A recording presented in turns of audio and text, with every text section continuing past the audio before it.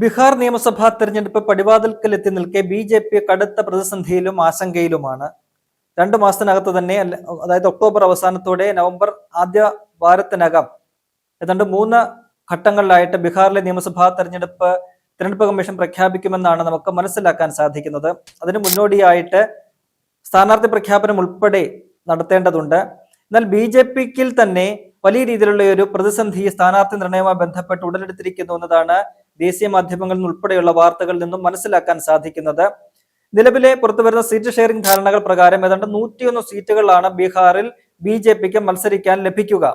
അവർ അവിടെ ജെ.ഡി.യുമായിട്ട് സഖ്യത്തിലാണ് മത്സരിക്കുന്നത്. 243 സീറ്റുകളുള്ള ബീഹാറിൽ 102 സീറ്റുകളിൽ ജെ.ഡി.യു മത്സരിക്കും. 101 സീറ്റുകൾ ബി.ജെ.പിക്ക് നൽകും. ബാക്കിയുള്ള സീറ്റുകൾ ചെറിയ സഖ്യകക്ഷികൾക്കൊക്കെ കൊടുക്കാനാണ് ധാരണ. അതിലും ഒരു തീരുമാനമായിട്ടില്ല. അവിടെയും ചില പടലപ്പിണക്കങ്ങൾ ഉണ്ട് എന്നാണ് മനസ്സിലാക്കാൻ സാധിക്കുന്നത്. എന്തായാലും ബി.ജെ.പിയുടെ ഈ 101 സീറ്റുകളിലേക്ക് വലിയ രീതിയിലുള്ള ഒരു സ്ഥാനാർത്ഥി മോഹികളുടെ ഒരു തള്ളിക്കയറ്റം അത് ബി.ജെ.പി കേന്ദ്ര നേതൃത്വത്തെ വലിയ രീതിയിൽ പ്രതിസന്ധിയിലാക്കുന്നുണ്ട്. കഴിഞ്ഞ ദിവസം ബീഹാറിൽ ഒരു ജില്ലാ നേതാക്കളുടെ യോഗം നടന്നിരുന്നു. അത് അമിത്ഷായുടെ നിർദ്ദേശപ്രകാരം നടന്ന ഒരു യോഗമാണ്. സ്ഥാനാർത്ഥി നിർണയത്തിന്റെ ഒരു പ്രാഥമികമായ ലിസ്റ്റ് തയ്യാറാക്കുക എന്നതാണ് ആ യോഗം കൊണ്ട് ഉദ്ദേശിച്ചത്. എന്നാൽ ആ യോഗം കഴിഞ്ഞപ്പോൾ വലിയ രീതിയിലുള്ള ഒരു പ്രതിസന്ധി ഉടലെടുത്തിരിക്കുന്നു. ഒരു മണ്ഡലത്തിൽ നിന്ന് തന്നെ ഏതാണ്ട് 10ഉം 15ഉം സ്ഥാനാർത്ഥി മോഹികളുടെ പേരുകളാണ് ഉയർന്നു വന്നിരിക്കുന്നത്. അമിത്ഷാ നിർദ്ദേശിച്ചിട്ട് പോയത് സുതാര്യമായ രീതിയിൽ ഈ സ്ഥാനാർത്ഥി നിർണയം നടത്തണം, ഒരു ഷോർട്ട് ലിസ്റ്റ് തയ്യാറാക്കി കേന്ദ്ര നേതൃത്വത്തിന് നൽകുക എന്നതാണ് അമിത്ഷായുടെ നിർദ്ദേശം. ഒരു മണ്ഡലത്തിൽ ചുരുങ്ങിയത് 3 പേര് ഒക്കെയുള്ള രീതിയിൽ ഒരു പാനൽ, ഒരു 3 പേരുടെ അടങ്ങുന്ന ഒരു പാനൽ, അത് ശക്തരായ സ്ഥാനാർത്ഥികളായിരിക്കണം, പ്രാദേശിക പിന്തുണ ഉണ്ടായിരിക്കണം. അത്തരത്തിൽ കുറെ ക്രൈറ്റീരിയകളൊക്കെ തന്നെ അമിത്ഷാ മുന്നോട്ട് വെക്കുന്നുണ്ട്. അങ്ങനെയുള്ള ഏതാണ്ട് 3 പേരെങ്കിലും അടങ്ങുന്ന ഒരു പാനൽ വെച്ചുകൊണ്ട് ഈ പറയുന്ന 101 സീറ്റുകളിലേക്കുമുള്ള സ്ഥാനാർത്ഥികളുടെ ഒരു പാനൽ തയ്യാറാക്കണം എന്നാണ് അമിത്ഷാ പറഞ്ഞത്. എന്നാൽ ഈ ജില്ലാതല നേതാക്കന്മാരുടെ യോഗം കഴിഞ്ഞപ്പോൾ ഏതാണ്ട് ഒരു മണ്ഡലത്തിൽ തന്നെ ഏതാണ്ട് 10ഓ 15ഓ ഒക്കെ തന്നെ സ്ഥാനാർത്ഥി മോഹികൾ ഉള്ള ഒരു സാഹചര്യമാണ് ഉള്ളത്. ആ യോഗത്തിൽ ഈ പറയുന്ന സ്ഥാനാർത്ഥി മോഹികളെ ഒന്നും തന്നെ പങ്കെടുപ്പിച്ചില്ല. മറിച്ച് ഓരോ ജില്ലകളിൽ നിന്നുള്ള പ്രധാനപ്പെട്ട ബി.ജെ.പിയുടെ നേതാക്കളെയാണ് പങ്കെടുപ്പിച്ചത്. അതായത് സ്ഥാനാർത്ഥി മോഹികൾ വന്നു കഴിഞ്ഞാൽ അത് വലിയൊരു വാക്കേറ്റമാകും, വിഷയമാകും, ബഹളമാകും എന്നതുകൊണ്ടാണ് ഇത്തരത്തിൽ ജില്ലാ നേതാക്കളെ മാത്രം ഉൾപ്പെടുത്തിക്കൊണ്ടൊരു യോഗം നടന്നത്. എന്നാൽ ആ യോഗത്തിൽ പങ്കെടുത്ത ഇത്തരത്തിലുള്ള ജില്ലാ നേതാക്കൾ തന്നെ തങ്ങളുടെ സ്ഥാനാർത്ഥിത്വ മോഹം വെളിപ്പെടുത്തി തങ്ങൾക്ക് സ്ഥാനാർത്ഥിയാകണമെന്ന ആഗ്രഹം പ്രകടിപ്പിച്ചുകൊണ്ട് പ്രസംഗിച്ചു.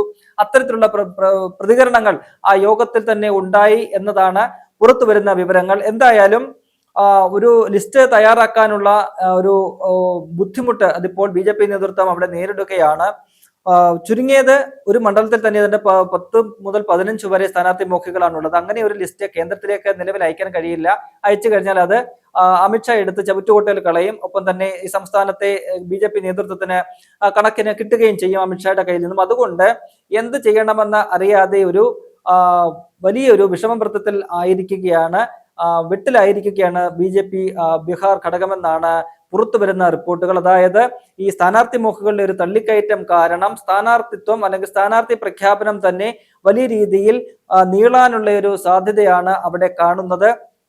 ഇപ്പോൾ തന്നെ ഈ ഭരണവിരുദ്ധ വികാരം കാരണം പലരെയും ഒഴിവാക്കാനുള്ള ഒരു നീക്കം ബി.ജെ.പിയിൽ നിന്നും നടക്കുന്നുണ്ട്.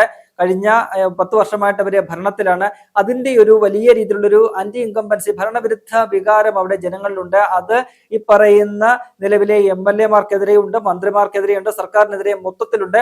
അതുകൊണ്ട് പരമാവധി സിറ്റിംഗ് MLA-മാരെ ഒഴിവാക്കി പുതിയവർക്ക് സീറ്റ് കൊടുക്കുക എന്നതാണ് ബി.ജെ.പി ലക്ഷ്യം വെക്കുന്നത്. അങ്ങനെയെങ്കിൽ അതും വലിയൊരു പ്രതിസന്ധി ബി.ജെ.പിയിൽ സൃഷ്ടിക്കും. കാരണം ഈ സീറ്റ് ലഭിക്കാതെ പോകുന്ന അല്ലെങ്കിൽ നിലവിലെ സിറ്റിംഗ് MLA-മാരായിട്ടുള്ളവർക്ക് സീറ്റ് നിഷേധിക്കപ്പെടുകയാണെങ്കിൽ അവര് റിബലുകളായിട്ട് മാറാൻ സാധ്യതയുണ്ട്, അല്ലെങ്കിൽ അവർ മറുകണ്ഠം ചാടി മറ്റു പാർട്ടികളിലേക്ക് പോകാനുള്ള സാധ്യതയുണ്ട്. അതൊക്കെ തന്നെ ബി.ജെ.പിയെ അങ്കലാപ്പിലാക്കുന്നു. ഒപ്പം തന്നെ ഈ പറയുന്ന നിലവിലെ MLA-മാരെ ഒഴിവാക്കി പുതിയവരെ സ്ഥാനാർത്ഥികളായിട്ട് തെരഞ്ഞെടുക്കാൻ നോക്കുമ്പോൾ അവിടെയും ഈ പറയുന്നത് പോലെ ഒരു സീറ്റിന് വേണ്ടിയിട്ട് പിടിവലി നടക്കുകയാണ്. സ്ഥാനാർത്ഥി മോഹികളുടെ ഒരു പ്രളയം തന്നെ ഇപ്പോൾ ബി.ജെ.പിയിൽ അവിടെയുണ്ട്. അതുകൊണ്ട് വലിയൊരു പ്രതിസന്ധിയിൽ തന്നെയാണ് ഇപ്പോൾ ബി.ജെ.പി സംസ്ഥാന ഘടകമുള്ളത്. ജെ.ഡി.യുമായിട്ടുള്ള സഖ്യം അതും വലിയ ഒരു ഇതിൽ ഇങ്ങനെ പോവുകയാണ്. കാരണം നിതീഷ് കുമാറിനെതിരെ അവിടെ വലിയ തരത്തിൽ ജനവികാരം അതിരൂക്ഷമായിട്ട് ഇങ്ങനെ ഉയർന്നുകൊണ്ടിരിക്കുകയാണ്. കൂടാതെ NDAക്കുള്ളിൽ തന്നെ വലിയ പ്രതിസന്ധി, ഒരു അന്തഛിദ്രം രൂപപ്പെട്ടിരിക്കുന്നു. അവരുടെ കൂടെയുള്ള ചിരാഗ് പാസ്വാൻ, അദ്ദേഹം ലോക് ജനശക്തി പാർട്ടിയുടെ നേതാവാണ്. അദ്ദേഹം അവിടെ നിതീഷ് കുമാറുമായിട്ട് ഒത്തുചേർന്ന് പോകാത്ത ഒരു സാഹചര്യമാണുള്ളത്. രണ്ടുപേരും കീരിയും പാമ്പും പോലെയാണ് ഏറ്റുമുട്ടുന്നത്.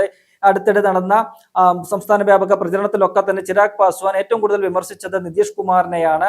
ഒപ്പം തന്നെ ചിരാഗ് പാസ്വാനെ അവരുടെ പാർട്ടിക്കാര്, അവരുടെ നേതാക്കളും ഒക്കെ തന്നെ ബീഹാറിന്റെ മുഖ്യമന്ത്രിയായിട്ട് ഉയർത്തിക്കാട്ടുകയും ചെയ്യുന്നുണ്ട്.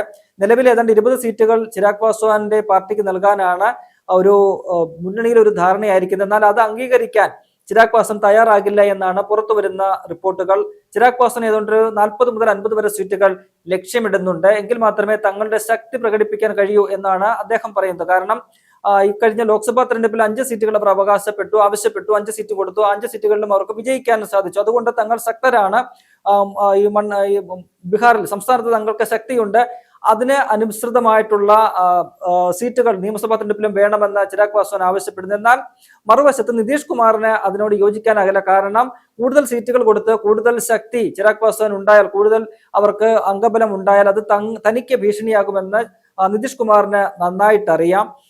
അത് കഴിഞ്ഞ തെരഞ്ഞെടുപ്പ് അതിനൊരു സൂചനയാണ്. 2020 നിയമസഭാ തെരഞ്ഞെടുപ്പിൽ ചിരാഗ് പാസ്വാൻ ഈ JDUവിന്റെ സ്ഥാനാർത്ഥികളെ തെരഞ്ഞെടുപ്പിച്ചുകൊണ്ട് അവർക്കെതിരായിട്ട് മത്സരിക്കുന്ന ഒരു സാഹചര്യം ഉണ്ടായിരുന്നു. 136ഓളം സീറ്റുകളിൽ അത്തരത്തിൽ ഈ പറയുന്ന ചിരാഗ് പാസ്വാന്റെ പാർട്ടി മത്സരിച്ചു. അവർക്ക് ഒരു സീറ്റിൽ മാത്രമാണ് ജയിക്കാനായതെങ്കിൽ പോലും JDUവിന്റെ തോൽവി പല മണ്ഡലങ്ങളിലും ഉറപ്പുവരുത്താൻ ഈ പറയുന്ന ചിരാഗ് പാസ്വാന്റെ പാർട്ടിക്ക് കഴിഞ്ഞു. അങ്ങനെയാണ് JDUവിന് അവിടെ 43 സീറ്റിലേക്ക് ഒതുങ്ങേണ്ട ഒരു സാഹചര്യം ഉണ്ടായത്. അവര് 3ാമത്തെ പാർട്ടിയായിട്ടാണ് അവിടെ മാറുന്ന ഒരു കാഴ്ച നമ്മൾ കണ്ടു.